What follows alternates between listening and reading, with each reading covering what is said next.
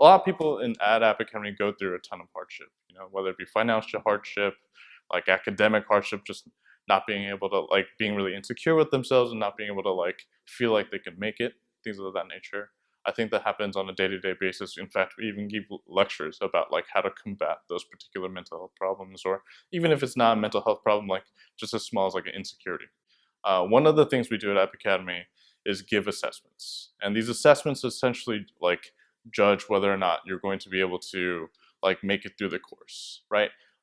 Keep in mind that these assessments aren't necessarily created as a way to sort of trick people, or like basically um, we don't make them tricky, or we don't make them too hard. What we do is create a test that tests whether or not you've understood the material at a minimum level up to that point. And if you don't pass those particular assessments, we have our own assessment policy, but you can ask further about it if you need to.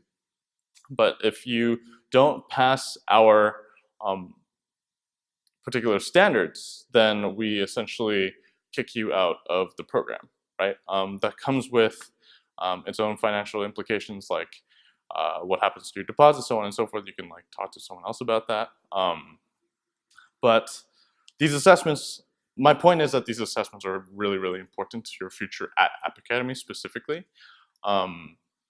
So for that reason, it makes a lot of sense that a lot of people put a lot of focus onto those particular assessments, to the point where people would even create study guides, and these study guides would be passed around the entire community. And that's very normal on like any, like, campus of any sort, high school, middle school, college, otherwise, right? But what's really phenomenal is the fact that some of these study guides have been passed on for years. Some of these study guides have existed and have been passed on from one generation of one cohort to another cohort to another cohort successively. Like, it was any study guide that was passed on to this cohort, for example, was passed on to by the immediately, like, previous cohort, which is a crazy chain of, like, sort of passing on knowledge to each other. So even if